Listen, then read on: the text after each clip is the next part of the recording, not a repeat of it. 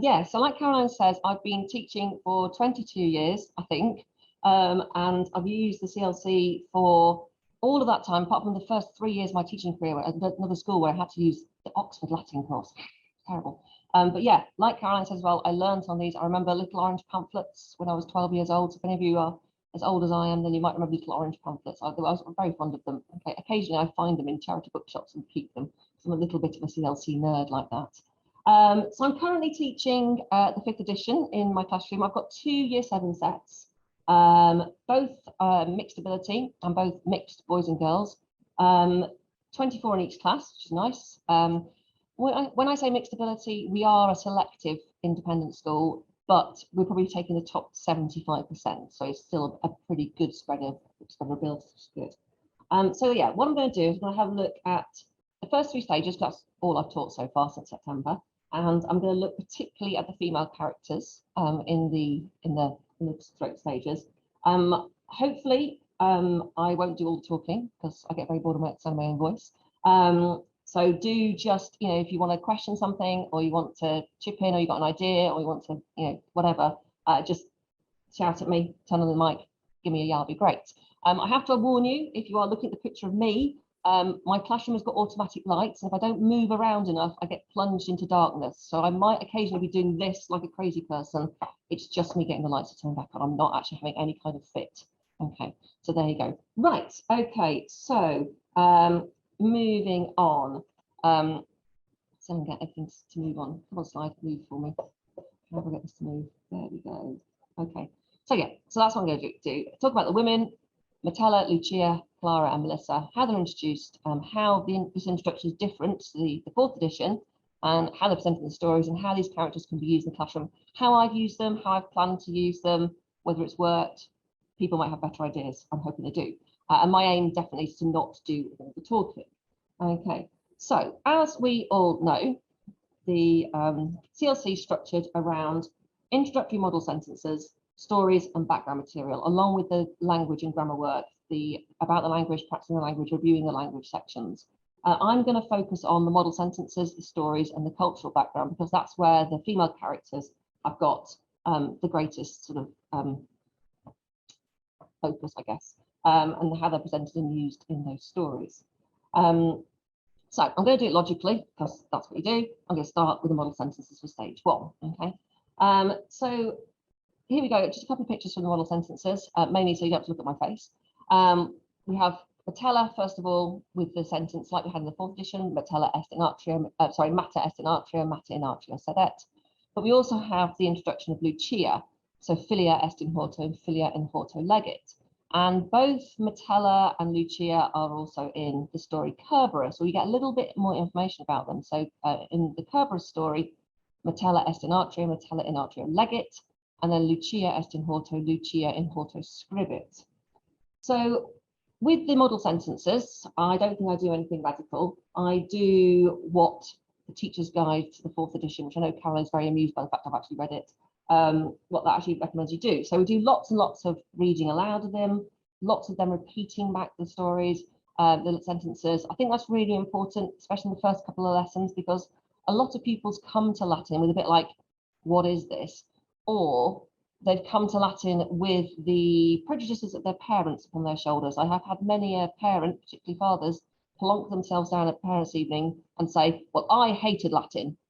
And I'm like, well, I'm sorry, I didn't teach you though, so let's move on. And they often come with that kind of like, Latin's useless, it's pointless, why do this dead language, all that kind of stuff. So I think getting them to read it and read it out loud and use the language themselves as early as possible, so in the very first lesson, is really, really a useful thing to do. So we translate it together, we read it together, we translate it together, and then I do quite a lot of questioning in Latin as well, just simple questions, so quis est, esne caecilius, those kind of ideas, just to get them thinking that Latin's actually a usable language. And it also helps build their confidence straight away. A lot of them come in thinking Latin's something difficult, something's hard, they can't do it. They might have had experiences with languages in the past and not enjoyed it. So we are kind of building a confidence and a familiarity with Latin from the very, very get-go. We then did Kerberos with the written translation, and then we went through it together and marked and corrected it. So it's all about developing confidence, developing fun, reinforcing the vocab. What I tend to do when I'm doing the sentences or the story is I either use the online textbook or the My CLC webpage. And actually, I've got very lucky. I've got an interactive whiteboard. I project that onto the screen. So they've got the text in front of them and the screen in front of them. And then we also have pointy fingers. We all practice our pointy fingers to make sure we're actually following the text. They're very good at losing their place in the text. Being able to project the story onto the whiteboard, I think, is really cool because I can really underline and highlight and draw their attention to things like sentence structure. So where is the verb? It's in a different place to where it is in English. Why do we not have capital letters at the beginning of a sentence? Only names have capital letters, those kind of things. And as well, we start thinking about word derivations in the very first lesson. So in the very first lesson, we are using Latin. We are using Latin to speak. We are manipulating the language. We are looking closely at it. We're developing this idea that Latin is something we can use, something we don't need to be scared of, and something we can be confident with. So they all go out of the lesson having said some Latin, which is really good. So getting on to Metella and Lucia in these model sentences and the story Kerberos. So they're both being in the house. So when they're introduced, they're both in the house, which is as they should be for two reasons. Firstly, everyone in stage one is in the house. No one's going anywhere at all. Okay. But secondly, they're female. So they're in their usual place. My kids were not at all thrown by Metella and Lucia being in the story, existing. There we go. There's the lights gone out for the first time. Being in the story, existing, doing stuff. Okay. And I actually really like the fact that both in the story Kerberos and in the model sentences, both Metella and Lucia are actually doing something active. Metella is no longer just sitting. I mean, she is in the model sentences, but in the story Kerberos, she's actually doing something. She is actually reading something, which I think is really, really good. And Lucia is writing, she's reading in the model sentences, sorry, and she's writing when she's in the story Kerberos, okay? So that shows a level of education and a level of action that wasn't there in the 4th edition. Interestingly, I mean, why would they? My year 7s didn't bat an eyelid, okay? Just, of course, women sit, they read, they write, they do stuff. It was not even an issue, okay? I guess that's because, like I was talking to with Caroline and the others before the session started, they've not read the 4th edition. How would they know any different, okay? But yes, I like these model sentences because they show straight away that Metella and Lucia are pretty equal in terms of what they are doing at the beginning of the story to Caecilius and Quintus. I mean, they are reading, they are writing, Quintus is in the dining room, drinking whatever he's doing, those kind of things. So it gives the girls in the class, I think in particular, a chance to see themselves. They've all sat in the garden and read something, I think, hopefully they have. So they're actually seeing themselves represented in the ancient world. I think it's really important. And I think as well as it starts to actually let us think about how women's lives are actually different and how they're the same, particularly when we come to the background material. So although while my pupils didn't actually kind of think there was anything untoward to these people being there, it starts kind of getting ideas going, which I think is really good. Okay. Moving on to the background material in stage 1. We've got a discussion of how Roman girls are named, and we've got a discussion of Roman marriage and the rights of women to manage and run their own lives. And I particularly picked out with my class thinking point number 3. So what claims can we make about the status of Roman women compared with Roman men based on A, their Roman names, and B, their Roman marriage? So in the background material in stage 1, both Metella and Lucia are given a prominent voice in the cultural background material as talking heads. So Metella tells about how Roman girls are named and about Roman marriages. Now this straight away prompted some really interesting discussion with my 2 classes. So we first of all compared and contrasted how girls are named today and what sort of names they have, and pretty much anything, isn't it? You know, I mean, the 2 set lists I've got, there's loads of different names, okay, all sorts of different names, and none of them are named after their father, which I thought was quite interesting. And again, we discussed marriage and again compared and contrasted. We talked about the necessity of being married then and how it's a choice today. So then, you know, you get the idea, particularly in a upper middle class Roman household like Caecilius's, you know, for Caecilius and Metella to not be married would be quite shocking. I mean, how the lower classes lived in Rome in a more practical way, we don't know. because we didn't get married. And we do know of households that didn't have any kind of legal sort of status of marriage there, did they, at all? And compared that with how it's a choice today and why that was. They found the idea of babies only being legitimate if the husband and the wife were married to each other, the father and the mother, sorry, were married to each other. Very fascinating. That was something they hadn't thought about before, which I thought was quite interesting. I do always get, and this is very interesting, this is what I'd like to kind of like open up to everyone a bit. I always get questions about LGBT or trans people. It's like, you know, well, what about? Which I think is great because it shows that these things have been normalized within the younger generations. But I'm never quite sure how to address it myself in a class. I always tend to fall back on, well, they didn't have hormone therapy. They didn't have surgery in the ancient world. So it wasn't really a thing, which is a kind of a sort of a weak get out, I always feel, but I'm never quite sure of how else to address that question. And it always gets out. So if anyone's got any ideas about how to address that question, then I'll be really interesting to hear those. Now, in the background material, after Metella's finished talking about marriage and naming girls, Lucia's talking head starts talking about the layout of the house, which I think is quite interesting because that's not specifically a female concern, but it is pertinent because she would spend a lot of time in the house. And ultimately, as Metella says in her speaking head, her talking head, she would be expected to run a household at some point, and that's what she would be looking forward to, or thinking about that's how the rest of her life is going to pan out.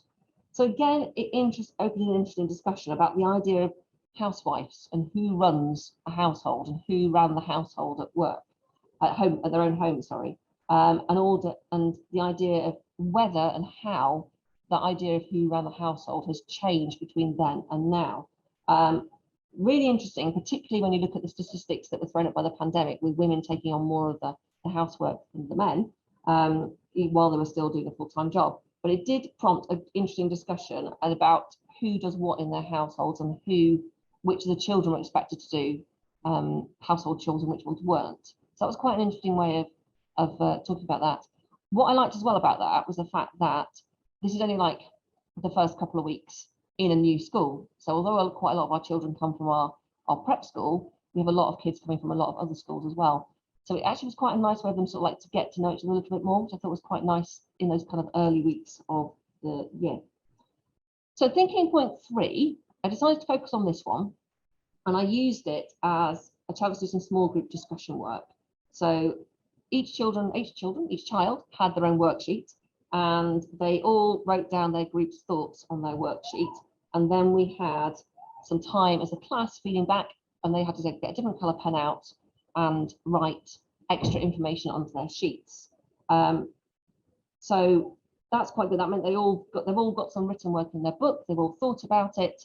They've all added their own thoughts to it. The fact that we did group discussion work first in the tables, small groups like 3 or 4, it allowed the slightly less extroverted, the more introverted children to actually have their say. Whereas with a group discussion, particularly the start of the year and the start of a new school, you can get a few dominant voices. Okay, and I've already got a few dominant voices in my classroom that are being squashed nicely, obviously. There is a danger that you use the background material just to fill in the last 10 minutes of a lesson, and they never do anything interesting with it. And I know, hands up, I am guilty of that. There is times when you think, oh, I haven't quite planned enough, what am I going to do? Quick, read the background material, it'll be fine. But I think the thinking points have really made me rethink how I approach the background material and how I use it in my classroom. They're giving me a focus and giving me ideas of how to do it. So I'm not necessarily using all the thinking points, but I'm just picking out 1 or 2 and using them as a starting point and places to like jump off from, which is really good. So yeah, so I think that's a really interesting thing. I think that's a really strong point about the new edition, the fact that the background materials got this structure in it so that you can use much more, to give you a much more kind of definite sort of task to do rather than just using it to fill in the last 10 minutes of the lesson. So that is a good thing to do. So yeah, so I thought one of the things we want to talk about at the end is, you know, other ways we can use the background material. It's quite interesting. Okay, right. Stage 2, we've got dear old Barbilus. Now, I'm very pleased that the amicus has finally got a name. I always felt a bit sorry for him. Okay, so yeah, so we've got Barbilus there, the amicus. He greets everyone, and everyone's in the atrium to meet him. and Metella and Lucia are given exactly the same status as Caecilius and Quintus. They're all there, the entire family's there. I always imagine them sort of lined up as Barbilus goes down the line. It's sort of a royal wedding type thing. Okay. The only thing that my kids really picked out on with the model centres were like, why is everyone in the atrium just waiting for Barbilus to knock on the door? And I was like, well, yes, but never mind. Okay. And they were like, well, they all just stood there, miss. And I was like, well, yes, he was clearly very important. Move on quickly. That sort of thing. The second half of the model sentences, I think, was interesting because Metella's the focal point. She always has been the focal point, but now I think that's kind of just gone on, become a little bit of a stronger thing now. And there she is having a little taste of food, which I quite like. And it kind of creates a nice balance, I think, because in stage 1 model sentences, we're very definitely looking at Caecilius, and it's Caecilius and his household and his house. Here we get the idea that Metella's got some kind of status, maybe getting towards being equivalent of Caecilius within that household and that familia. It's a little bit old-fashioned because there's a little bit of the whole, she's doing the dinner party for her husband, a bit 1950s, but that is what Roman upper middle class women did. We know that, okay? So, but it still gives us an insight into her life.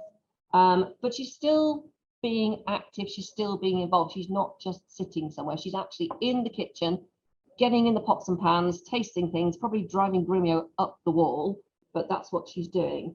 And it shows her that she has got an important role as the person being in charge of the domestic slaves. You know, that is what she's meant to be doing. So it shows she's important. And what I like is, as well, is the fact that we see Grumio responding to Metella. And Grumio's response, I think, shows us the importance of Metella to domestic slaves. In fact, he's worried about her opinion. You know, her opinions about the food is what counts to Grumio. So it's good to see her being important, but it's still only in a domestic context and it's still only with enslaved people, but great to see her there doing that. I mean, obviously, with these sentences, it's all about introducing the accusative case, but which my kids actually managed to pick up. But it did still have a little bit of a chat about what Metella does all day, which I think was quite interesting. And yeah, I think that's pretty much, that was all we had with the model sentences. But yeah, the main thing was the fact that they were like, why is everyone in the atrium? There you go. Now, the background material in stage 2 is very much about Metella's daily routine, particularly her hair and her makeup. I've just put a few examples of Roman hairstyles on the board there. I mean, obviously Metella's is nowhere near as mad as this one, the statue on the left. I mean, I don't know how many hours that would take you, or how much hair you'd need either. But anyway, that's beside you. But it does, I quite like showing these pictures to the kids because it does show them that Metella is based on real people. You know, she's a real actual person, although she actually wasn't, but she's kind of a real person. I think it kind of fleshes her out a little bit more for the pupils, which is great. And it's always good to actually back up textbooks, I think, with actual evidence, archaeological evidence from the ancient world, because it kind of makes them kind of shows them that they can explore things rather than just accepting the textbook as completely, this is the fact. You know, they can actually see some other stuff that backs it up or makes them think about it, which I think is quite good. So we get a lot of detail about Metella's daily life, about what she wore, how she did her hair, what makeup she used. And actually, the thinking point about asks pupils to consider why Roman women covered their hair with colour and why they used powder to whiten their skin triggered some really interesting discussions that I really want to think about how I approach it next year. So the pupils were really interested in this idea of women having to cover their hair when they go outside or using powder to whiten their skin. There's things they'd talked about in their well-being lessons and their RS lessons. So they could link that idea with hair covering to do with respect and modesty, but also with both being Muslim or being Jewish. So that was an interesting discussion there. I hadn't quite expected that when I started doing it, so I hadn't really planned for that. But now that it's happened this year, that's something I want to think about what I do with that more next year. What I did like as well was the fact that it's good to see this idea of like, it's not just Roman women that cover hair, lots of other people. It kind of gives the girls another representation of themselves, particularly for the non-white girls. They can see themselves in the page, so which I think is good. So yeah, so like I said, I only used this thinking point to start a class discussion and didn't really hadn't really thought about, hadn't really expected where it went. So I need to think about this again for next year. I'm thinking about some kind of compare and contrast thing, thinking about why do women feel the need to lighten their skin? Why do they feel the need to do it in the Roman world? Why do women feel the need to do it now? That kind of stuff. I've not quite got there yet with what I'm thinking about. So I do need to think about that one. But again, if that's something at the end we've got time, people have got any ideas about, I'd love to hear those. And I think that's one of the really nice things about classics that I will say now is that I often find that classics is a really safe way to talk about things that can be quite difficult to talk about, because it's sort of one step removed. So you can talk about things in kind of an abstract way, but still think about how they affect the modern world today. Second half of the cultural background material, forgive my terribly stereotypical picture of a Roman dinner party, but it amused me. We see Metella and Grumio discussing Roman dinner parties. And again, this shows Metella's importance because she's the one organising and hosting the event. But it also gives us a chance to talk about her status relative to Caecilius's and to the enslaved peoples. The inquiry, I think, for stage 2 is brilliant, but I could have spent 3 weeks on it, which is probably if you've got limited time. I ended up just focusing, I think I will do in future. Again, I need to think about this one a bit more. In future, I'd probably focus on Metella more and just use Caecilius and Grumio as comparisons. I have to be honest, this is the way I hold my hands up, I have to be honest with this one. I ended up doing the stage 2 cultural background material in the last lesson before half term when I'd pretty much run out of all the steam I ever had. So I just defaulted to my usual task of here, create a Roman dinner party invitation, which is a little bit weak of me. So I didn't make full use of it. So I really do want to go back and have a look at the cultural background material in stage 2 and think about that in a few more different ways. I think there's the thinking points and the inquiries are going to lend themselves to doing some more interesting sort of activities. And now that I've actually taught it and experienced it and had an idea now where the children went with the questions, I think that will be an interesting one to go back to and rethink for next year, so for next September, October time. And it'll be interesting to see A, what I come up with, and B, what the response of the pupils is to that as well. So that'd be quite an interesting one. If anyone has used this and done something clever and interesting with it that I didn't do and had a good response to it, then please do let me know. It'd be interesting to see what other people have managed to do with it. Okay, now stage 3 is probably the bit where I'm going to do the most, to focus the most on stage 3, so that we've got a lot to unpack in stage 3. And stage 3 is the point where it gets really interesting for women. Now, what you've got on the screen here are the images from the 4th edition. Okay, so the image on the right in particular is the image of Caecilius from the story in Furrow, which is still there. It's got a little bit of a twist because it hasn't got, in the 4th edition, we've got Keller, Pantagathus, and Syphax in the background. And in the 5th edition, Keller has been replaced by Clara. Now, and it's Clara that I really want to focus on here. Now, stage 3 is a great stage to teach. I think it's brilliant. There's loads of stuff to do. There's lots of great consolidation of the grammar points, of nominatives and accusatives. But the stories are really good and really lend themselves to a lot of kind of discussion and stuff. First of all, I like the fact that stage 3 starts with story rather than model sentences, because straight away you're upping the level of challenge. So rather than having just, you know, pictures with a couple of sentences each, we've now got one picture with an actual decent sized chunk of text. And so I think that really is one of the moments when you can see your classes really jump in confidence. You know, they've done a whole story by themselves. They're not needing the model sentences to break themselves in, as it were, which is great. And the focus is also on the accusative case and how it appears in the first 3 noun declensions. So again, there's a little added level of challenge there. So while it's quite a consolidating stage, there's also these nice little levels of challenge, which can really kind of help the pupils build their confidence, which is great. Stage 3 is also an interesting point in my teaching. It's always a point where the class starts to split a little bit. We've got those kids who just get it and are just running with it and not even trying. And it's this point where the other kids who are finding that they need a little bit more support, a little bit more explanation of the accusative case. This is the wheels start to wobble a little bit and start to come up a little bit. Also as well, I'm generally, well, was this year, I was starting this stage, after a 2-week October half term. And obviously a weekend's long enough for them to forget everything. 2 weeks, then they even don't know who they are when they come back in. So it's an interesting place to be at the beginning of stage 3. In the story in 4.0, Clara's given a very active role. She's the one that greets Caecilius, and she's the one in the nominative case. And I really like that. I really like the fact that she's the one actually sort of doing the action. Now, the two nouns, artifacts and tonsor, were really interesting. That we've had a really good discussion about these two words. Firstly, about noun declensions and cases, because they're both third declension. And also the fact that both those two words, artifacts and tonsor, could refer to either gender. You know, an artist could be male or female. A barber could be male or female. Really, you're only a barber because you're doing male hair, and a hairdresser because you're doing female hair. Maybe that's how I kind of view it.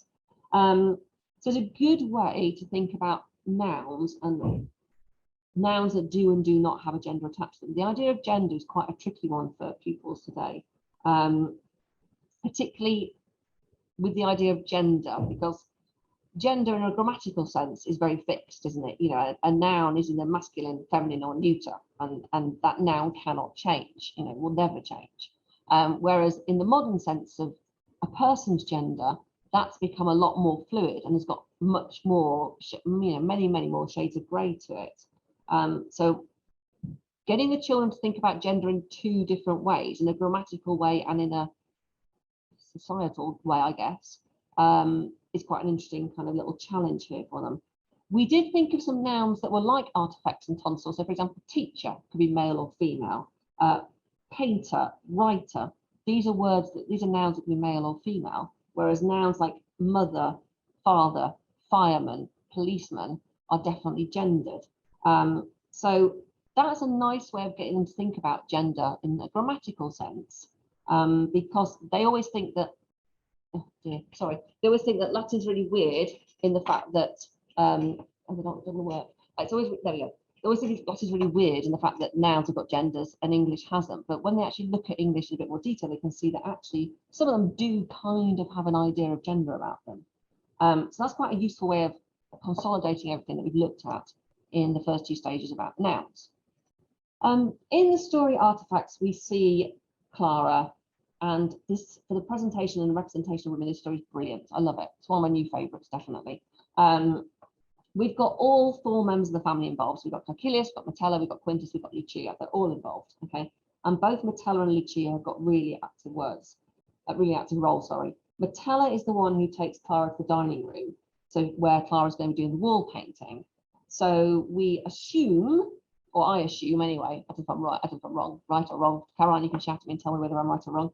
I assume that Metella is the one that gives Clara the instructions about what is to be painted.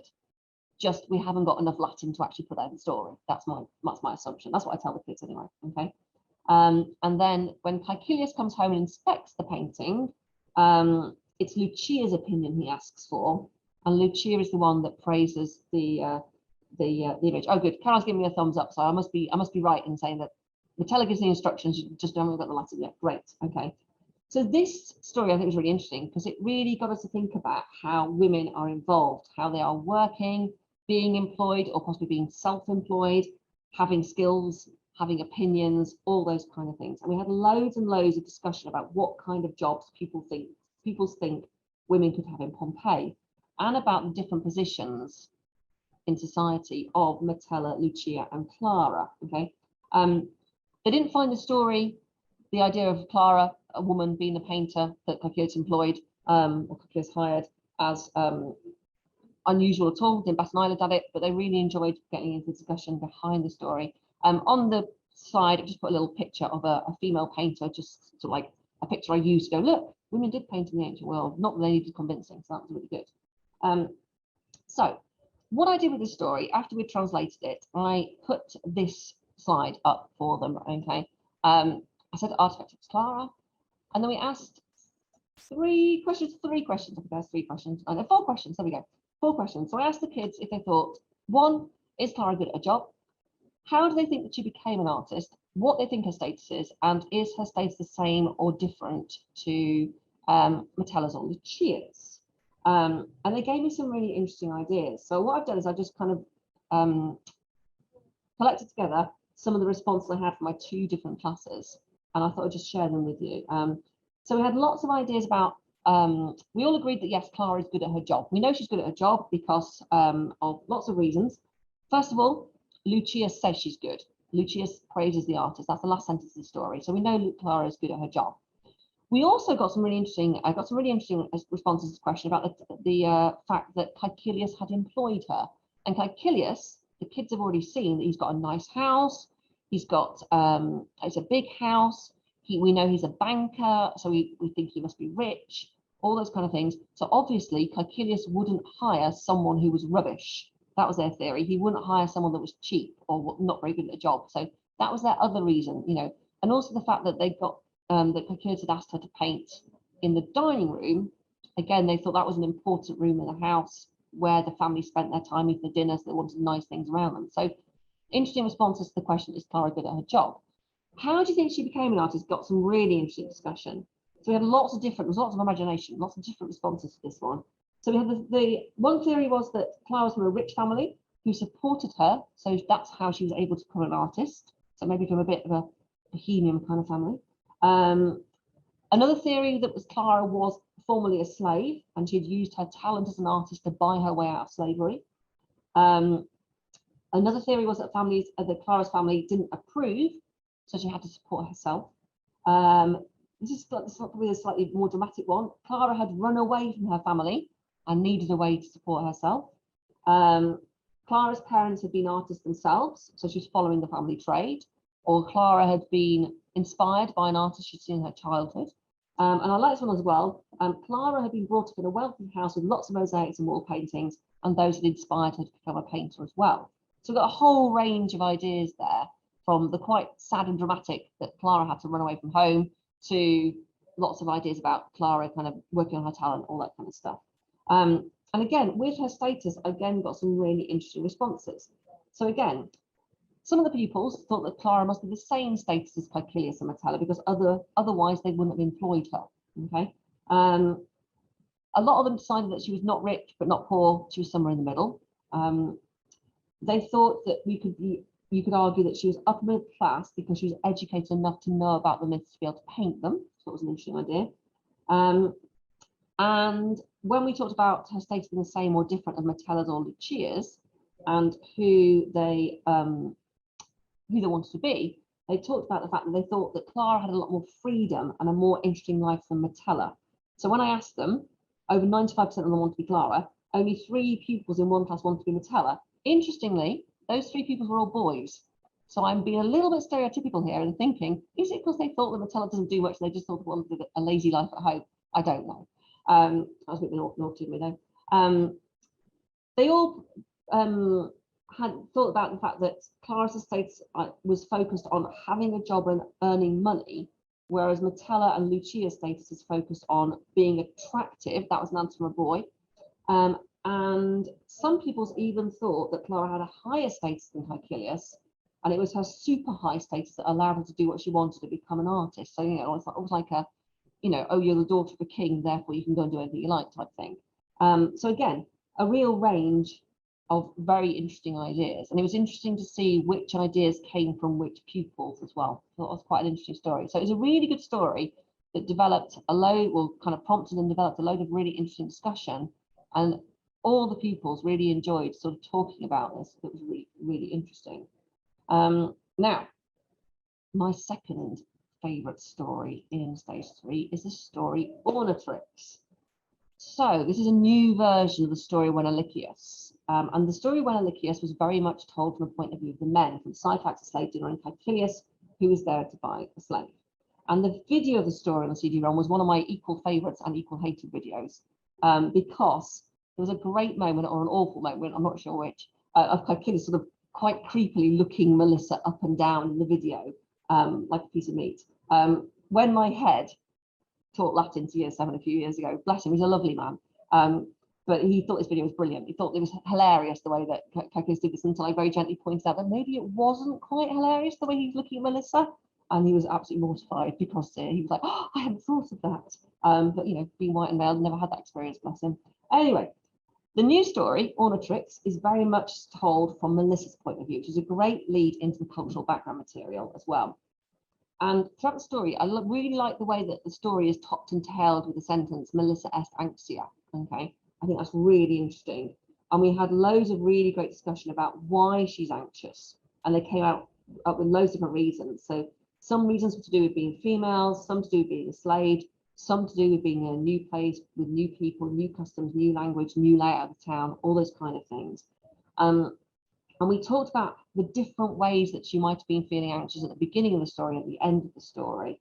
There's loads of to unpack here, and it's a really nice story to do with a class, because you can link it, especially to a class of year 7s, because you can link it to the idea of nerves at starting a new school. So it gives them a little bit of a chance to explore some of their own feelings and thoughts as well, but again, at a remove. So creating that safe space that I think classics can do so well. So again, with this story, once we had translated it together, they did some of it, they had, I think, about 15 minutes to do some written, and then went through it together. We worked it all out, I projected it onto the board. I did my usual thing with that type thing. And then after the story, I put up this slide with these questions on it. Oh, sorry, gone too far. There we go. So we talked about why Melissa was anxious.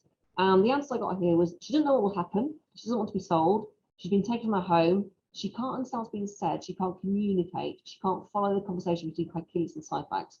And she's worried about who will buy her and what they will be like. They really latched onto the idea of her when Syphax is sort of like listing her charms to Achilles and her skills. Syphax says, Melissa is learning the Latin language.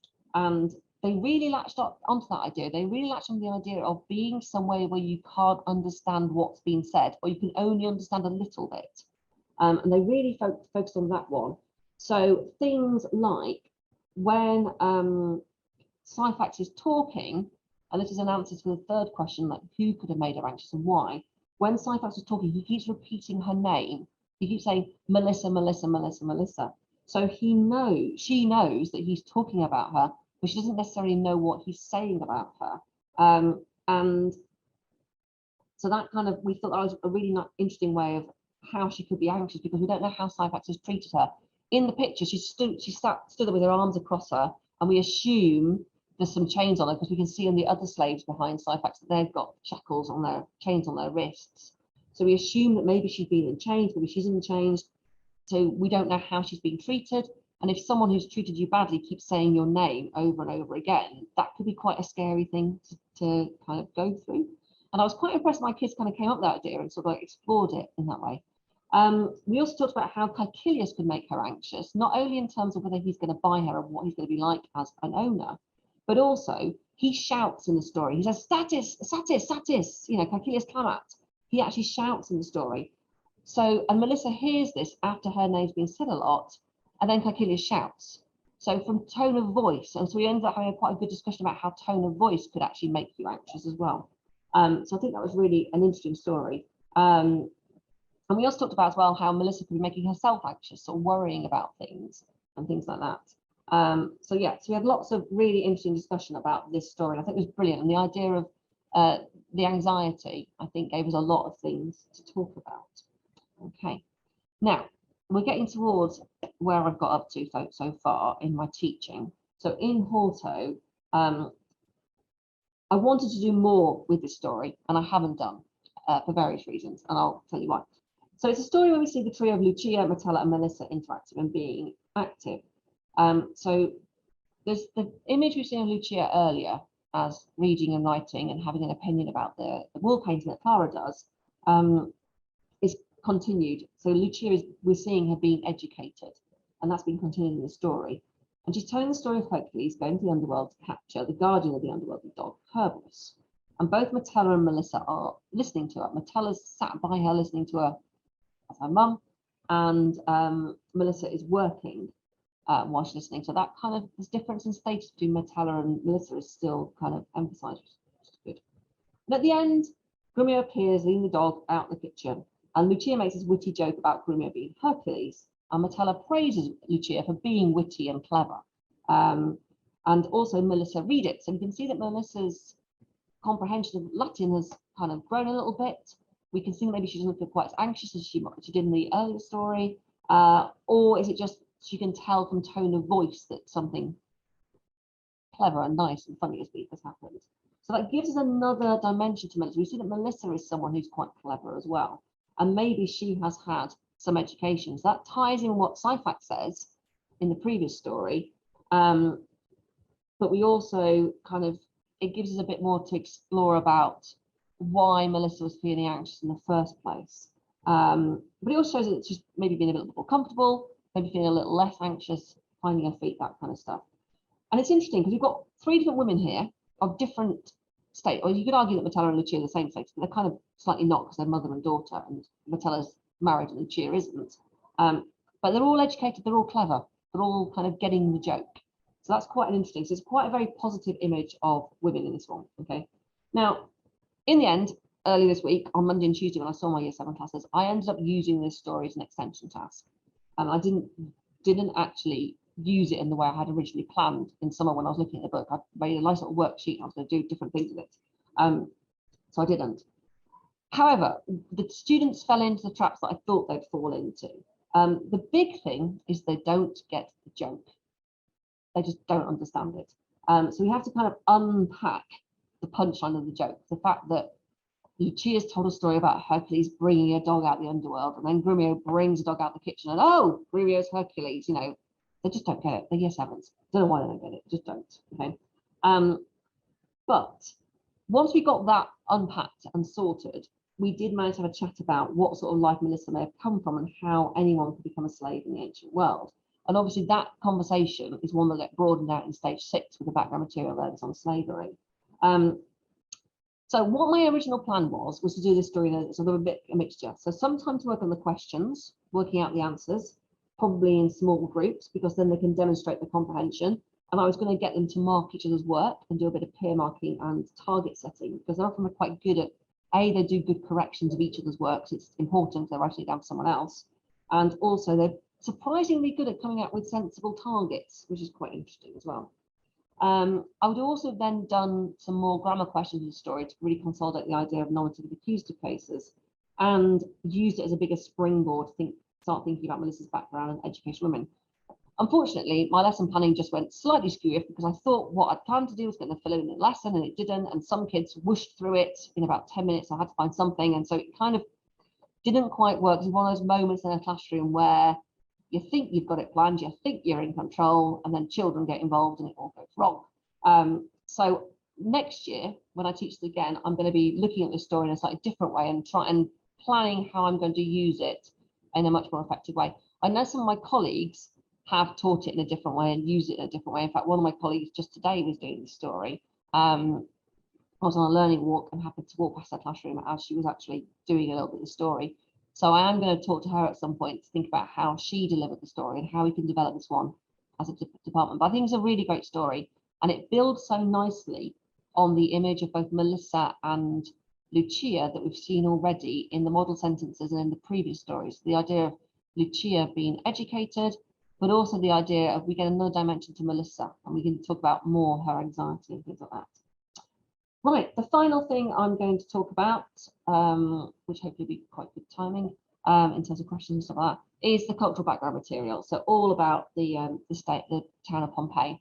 And I really like the fact that in this particular background material, Melissa is the talking head throughout all of it. I think that's brilliant. Now, I haven't actually got as far as this yet. I only had 2 lessons in my classes this week, and so I won't sing that till next week, and I'm going to do some work on the cultural background material next week. So what I'm going to do is tell you what I'm planning on doing, and hopefully it'll work, and we'll find out if it doesn't. So yeah, so we see the town of Pompeii through Melissa's eyes as a stranger to the town. And remember, she's not just a stranger. She's someone who hasn't asked to be there. She's not planned to go there. She's not chosen to be there. Also, she doesn't actually understand the language as well. So again, by presenting Melissa as the talking head, that shows that she's thoughtful and observant. So she's giving us a better idea, more rounded idea of who she is. Okay, she's not just Ancilla. Okay. Again, this links nicely back to the story Oratrix and the idea of Melissa being anxious. And again, it creates a safe space for people to talk about being in new places and how being in a new place makes them feel. It's quite interesting. And also as well, I think what's really interesting is it allows us to open up discussion to things like displaced persons and refugees, and how we can put Melissa in that kind of bracket and use her experience, think about how people might be feeling today when they end up in different places. Okay, and again, it links in really nicely with the work our pupils do in their well-being lessons. And I really like the fact that the thinking points keep you from falling into the trap of imagine you are Melissa and, okay, which can be a little bit difficult at times. So what I'm planning on doing is using thinking points 1, 2, and 5 as discussion points. So I'm going to give them all an A3 piece of paper in a group. They're going to write down their ideas, and then we will do a class discussion, and each table can add their other ideas onto their sheet. Then I'm going to ask them to complete the inquiries as individuals, but I'm going to do it in a slightly different way. So I'm going to give them a map of Pompeii, and I'm going to ask them to choose a start and a stop point on the map. So they get an A and a B on the map. And I want them then to describe Melissa's journey from point A to B, and what places she walks past, and what she sees, and what she hears, and what she feels. Probably not what she feels, but what she sees and hears, maybe what she smells, those kind of things, from the information that's in the stage 3 cultural background. So that they can, and I'll make all this into a worksheet so they can have the map, they can label their A and their B, they can draw the route on the map, and then they can describe the route. That's what I'm thinking I'm going to do with it. We'll see how well that works next week. But yeah, hopefully that will work, and we'll find out. So that's it with what, 8 minutes to go. So a quick kind of whiz through how I've approached these 3 stages, what I think has worked well, what I think I've done badly, and mainly stage 2, I think, and how I think I'm going to use stage 3. But it's brilliant. I have to say, it's been brilliant. I've really enjoyed teaching it. I've really enjoyed thinking about how I'm going to teach it, and it has made me look at my teaching and think, okay, so I've done it like this for the last million years. How can I change it? How can I make it more interesting? How can I actually kind of bring Latin and classics more into the modern world and make greater links? And I think that's been a really kind of useful thing for me as well. So I think as well, like Caroline said, I've been teaching it 20 years. I started learning the Cambridge Latin course when I was 12. I've been hanging out with Caecilius for a very, very long time. And I think maybe sometimes I need to be a bit shaken up by things. And I think the 5th edition has done this, but in a really good way. You know, it has made me think about things. And yeah, I'm actually genuinely really enjoying teaching it and really excited about teaching it. Apart from the last lesson before half term, where I have no steam left.